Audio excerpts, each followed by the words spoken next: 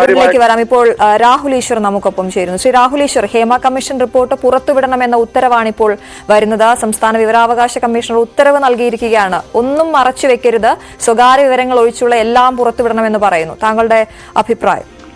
ജനാധിപത്യത്തിൽ ട്രാൻസ്പെറൻസിയും അല്ലെങ്കിൽ കൂടുതൽ സുതാര്യതയും നല്ലതാണ്. പക്ഷേ ഒറ്റ ആശങ്ക മാത്രമേ ഇതിലുള്ളൂ. ഹേമ കമ്മീഷൻ റിപ്പോർട്ടിൽ പലപ്പോഴും മൊഴിയെടുത്തത് തെളിവുകളുടെയും മറ്റും അടിസ്ഥാനത്തിലാണോ എന്ന് എനിക്ക് സംശയമുണ്ട്. അതുകൊണ്ട് ഏതെങ്കിലും താരങ്ങളെ കരിവാരത്തേക്കാനോ മലയാള സിനിമയിലെ പ്രമുഖർക്കെതിരെയുള്ള അടിസ്ഥാനരഹിതപരമായ ആരോപണങ്ങളുണ്ടെങ്കിൽ അവരുടെ വ്യക്തി ജീവിതത്തെയും സിനിമാ ജീവിതത്തെയും കരിവാരത്തേക്കെന്ന രീതിയിലാകരുത്. ഹേമ കമ്മീഷൻ വളരെ പ്രമുഖമായ കമ്മീഷനാണ്. പക്ഷേ ഹേമ കമ്മീഷൻ വെപ്പണൈസ് ചെയ്യപ്പെടരുത്. അത് ആയുധവൽക്കരിക്കപ്പെടുകയും അത് ഏതെങ്കിലും വ്യക്തികളെ കരിവാരത്തേക്കാനും തേജോവധം ചെയ്യാനുമുള്ള ഒരു രീതിയായി മാറരുത്. അവിടെ ഈ കമ്മീഷന് വേറെ എൻക്വയറിയോ പോലീസ് മെക്കാനിസമോ ഉണ്ടായിരുന്നില്ല എന്നാണ് നമ്മളെല്ലാം മനസ്സിലാക്കുന്നത്. അപ്പോ അവിടെ വന്ന് ഏതെങ്കിലും ഒരു അഭിനേത്രി അല്ലെങ്കിൽ കലാകാരി ഒരു മൊഴി നൽകിയിരിക്കട്ടെ, ആ മൊഴി സത്യമാണോ അല്ലയോ എന്ന് ക്രോസ് ചെക്ക് ചെയ്യാൻ ഹേമ കമ്മീഷൻ ഓപ്ഷൻസ് ഉണ്ടായിരുന്നു. നമ്മുടെ സൂപ്പർ താരങ്ങളടക്കം വളരെ പ്രമുഖ താരങ്ങൾക്കെതിരെ ചില സത്യമല്ലാത്ത മൊഴികളൊക്കെ ഉണ്ടെന്നാണ് അന്ന് കേട്ടത്, അന്ന് പല മീഡിയയിലും വന്ന വാർത്തകളിൽ നിന്ന് കേട്ടത്. അപ്പോൾ നമ്മുടെ പ്രമുഖ താരങ്ങൾക്കെതിരെ അവരെ അടിക്കാൻ ഒരു വടിയായി ഉപയോഗിക്കുകയും അവർക്കെതിരെ ഒരു ഗൂഢാലോചന എന്ന രീതിയിൽ ഇത് ഉപയോഗിക്കപ്പെടുകയും ചെയ്യരുതെന്ന് മാത്രമേ ഉള്ളൂ. അതുകൊണ്ട് ഒരു റിക്വസ്റ്റേ ഉള്ളൂ. നമ്മൾ മലയാള സിനിമയിലെ പല നടന്മാരെയും വേട്ടയാടുന്നത് ഈ അടുത്ത വർഷങ്ങളിൽ കണ്ടിട്ടുള്ളതാണ്, ചില അൺസബ്സ്റ്റാൻഷിയേറ്റഡ് ആരോപണങ്ങൾ വഴി അല്ലെങ്കിൽ ഇനിയും തെളിയിക്കപ്പെടാത്ത കാര്യങ്ങൾ വഴി. അതുകൊണ്ട് ഇത് ആയുധവൽക്കരിക്കപ്പെടരുത്, വെപ്പണൈസ് ചെയ്യപ്പെടരുത്. അതോടൊപ്പം ഇത് പുറത്തു വിടുമ്പോൾ ഇവരുടെ പേര് വിവരങ്ങൾ അൺലെസ് പോലീസ് കണ്ടെത്തി കോടതി സബ്സ്റ്റാൻഷിയേറ്റ് ചെയ്ത് ഇവരെ കുറ്റക്കാരെന്ന് വിധിക്കുന്നത് വരെ ഇവരുടെ ആരുടെയും പേരുകൾ, അത് ഇരയുടെ പേര് മാത്രമല്ല ഇത് ആരോപണം ഉന്നയിക്കുന്ന ആളുടെ പേരും പുറത്തുവിടരുന്നതാണ് അഭ്യർത്ഥന. കാരണം ഇവർക്കെല്ലാം വ്യക്തിജീവിതങ്ങളുണ്ട്, കുട്ടികളുണ്ട്, കുടുംബങ്ങളുണ്ട്. അതുകൊണ്ട് ഇവരെ ആരെയും കരിവാരിത്തേച്ച് ശ്രീ ദിലീപിന്റെ ഗതി, ശ്രീ ദിലീപിനെതിരെയുള്ള കള്ളക്കേസോ ഇല്ലാതാക്കപ്പെടുന്ന പോലൊരു അവസ്ഥ ഇതിലേക്ക് വരരുതെന്നുള്ളതാണ് ഒരു പൊതുജനം എന്ന രീതിയിൽ അഭ്യർത്ഥന. കാര്യം ഇവർക്കെല്ലാം ഫാമിലികളുണ്ട്, അത് ഇല്ലാതാക്കുന്ന ഒരു അവസ്ഥയിലേക്ക് പോകരുത്. രാഹുൽ പറഞ്ഞ ഒരു കാര്യത്തിലേക്ക് ഒന്നുകൂടി ചോദിക്കുകയാണ്. ഇത്തരത്തിലുള്ള കാര്യങ്ങൾ ആ മേഖലയിൽ ആവർത്തിക്കരുത് എന്ന ഒരു ഉദ്ദേശത്തോടെയാണല്ലോ ഇങ്ങനെ ഒരു കമ്മീഷനെ നിയോഗിക്കുകയും അവരോട് ഇത് അന്വേഷിക്കുക എന്ന് സർക്കാർ പറയുകയും പഠിക്കുക എന്ന് സർക്കാർ പറയുകയും ചെയ്തത്. ഇപ്പൊ രാഹുൽ പറഞ്ഞതുപോലെ അവിടെയുള്ള നടികളോട് സംസാരിച്ച് അല്ലെങ്കിൽ നടന്മാരോട് സംസാരിച്ച് പ്രത്യേകിച്ച് സ്ത്രീകളോട് സംസാരിച്ച് സ്ത്രീകൾക്ക് പ്രശ്നമുണ്ട് എന്ന് പറഞ്ഞുകൊണ്ടാണല്ലോ ഈ ഒരു കമ്മീഷനെ തന്നെ വെച്ചത്. അപ്പോൾ അവർ പറഞ്ഞ കാര്യങ്ങൾ സത്യമല്ല എന്ന് നമ്മൾ എങ്ങനെ മനസ്സിലാക്കും? അവർ പറഞ്ഞതെല്ലാം നമുക്ക് മുഖവിലേക്ക് എടുക്കാം, പക്ഷേ ഇത് പൂർണ്ണമായി സത്യമാണ് എന്ന് നമുക്ക് വിശ്വസിക്കാൻ കഴിയുമെന്ന് സംശയമാണ്. ഉദാഹരണം, എ എന്നൊരു അഭിനേത്രി ബി എന്നൊരു നടനെതിരെ ഒരു ആരോപണം ഉന്നയിച്ചു എന്നിരിക്കട്ടെ. റൈറ്റ് ടു ഇൻഫർമേഷൻ പ്രകാരം അത് പുറത്തു വരികയാണെങ്കിൽ ഈ ബി എന്ന നടന് മറുപടി പറയാൻ പോലും അവസരമില്ല. അത് നാച്ചുറൽ ജസ്റ്റിസിന്റെ ലംഘനമാണ്. ഒരാൾ എനിക്കെതിരെ ഇരിക്കട്ടെ, ഞാനൊരു സിനിമാ മേഖലയിൽ പ്രവർത്തിക്കുന്ന വ്യക്തിയാണ്, ഒരു സഹോദരി അല്ലെങ്കിൽ ഒരു അഭിനേത്രി എനിക്കെതിരെ ഒരു ആരോപണം ഉന്നയിച്ചു. ആ ആരോപണം ഞാൻ പീഡിപ്പിക്കാൻ ശ്രമിച്ചു എന്നോ ഞാൻ അവരെ ആക്രമിച്ചു എന്നോ അസോൾട്ട് ചെയ്തു എന്നോ ശ്രമിച്ചു എന്നിരിക്കട്ടെ. ഞാനിത് അറിയുന്ന പോലുമില്ല.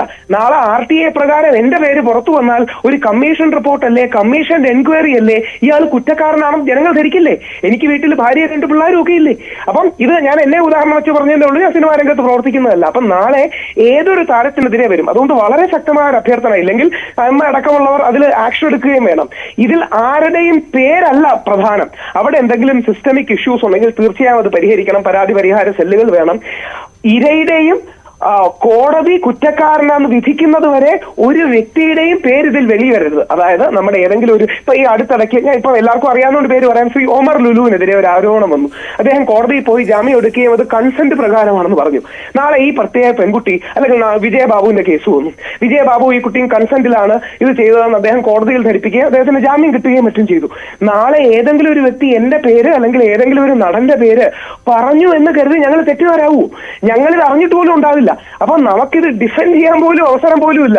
നാളെ പത്രങ്ങൾ, രാവിലെ TV ചാനലുകൾ ഞങ്ങളെ തലക്കുമ്പോഴായിരിക്കും ഇത് വെളിയിൽ വരുന്നത്. അതുകൊണ്ട് ഇത് മീഡിയക്കാർക്ക് സെൻസേഷൻ ആയിരിക്കും. പക്ഷെ കുടുംബജീവിതങ്ങളുണ്ട്, കുട്ടികളുണ്ട്, കരിയറുകളുണ്ട്. ഇന്ന് സോഷ്യൽ മീഡിയയുടെ കാലമാണ്, സിനിമയ്ക്ക് ബ്രാൻഡ് വാല്യൂ ഉണ്ട്. അതുകൊണ്ട് ഈ മാധ്യമങ്ങൾ അലക്കുന്ന കാര്യമൊക്കെ താങ്കൾ പറഞ്ഞതുകൊണ്ട് ഞാൻ ഇടപെട്ട് ചോദിക്കുകയാണ്. ഇത് പൊതുമധ്യത്തിലേക്കാണ് വരുന്നത് ഈ കമ്മീഷൻ റിപ്പോർട്ട്. താങ്കൾ പറഞ്ഞതുപോലെ സ്വകാര്യമായിട്ടുള്ള കാര്യങ്ങൾ, സ്വകാര്യമായി ബാധിക്കുന്ന കാര്യങ്ങൾ, സ്വകാര്യ വ്യക്തികളെ ബാധിക്കുന്ന കാര്യങ്ങൾ, അത് ഒഴിച്ചുള്ള ഒന്നും മറച്ചു വെക്കരുതെന്ന് പറയുമ്പോൾ ഇത്തരം സംഭവങ്ങളുണ്ട്. കാസ്റ്റിംഗ് കൗച്ച് ഉൾപ്പെടെയുള്ള കാര്യങ്ങൾ സിനിമാ മേഖലയിൽ ഉണ്ട് എന്ന് കമ്മീഷൻ കൊടുത്ത റിപ്പോർട്ട് പൊതുമധ്യത്തിലേക്ക് വരുമ്പോൾ അത് വളരെ ശരിയാണ്. അത് ചർച്ച ചെയ്യപ്പെടേണ്ട കാര്യമല്ലേ? ഇനിയും നമ്മുടെ നടിമാർക്കും സിനിമാ മേഖലയിൽ പ്രവർത്തിക്കുന്ന മറ്റ് സ്ത്രീകൾക്കും അവർക്ക് സ്വൈര്യമായി ജോലി ചെയ്യാൻ കഴിയണ്ടേ? അങ്ങനെ ഒരു സാഹചര്യം സംശയമില്ല, അത് ശരിയാണ്. പ്രത്യേകിച്ച് മാധ്യമരംഗത്തടക്കം നിൽക്കുന്ന ആളുകൊണ്ട് എനിക്കും അറിയാം ഇതിന്റെ പുറകിൽ ഒരുപാട് പ്രശ്നങ്ങളുണ്ട്. അതുകൊണ്ട് ഇത് ചർച്ച ചെയ്യപ്പെടണം. ഇത് തീർച്ചയായും ഹേമ കമ്മീഷൻ റിപ്പോർട്ട് കാര്യമായി ഡിസ്കസ് ചെയ്യണം. എന്നാൽ അതോടൊപ്പം ഒരു നടന്റെയും പേര് ഇതിൽ വരരുത്. കോടതി അവരെ കുറ്റക്കാരെന്ന് വിധിക്കുന്നത് വരെ, അല്ലെങ്കിൽ അറ്റ്ലീസ്റ്റ് ഒരു പോലീസ് അന്വേഷണം നടക്കുന്നത് വരെ.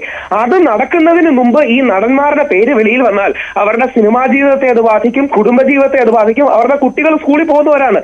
നാളെ നിന്റെ അച്ഛൻ അങ്ങനെയല്ലേ ആ റിപ്പോർട്ടിൽ കണ്ടു എന്ന് ആരെങ്കിലും പറയുകയാണെങ്കിൽ അവരുടെ കുട്ടികൾക്കടക്കം ഇത് ബാധിക്കുന്ന കാര്യമാണ്.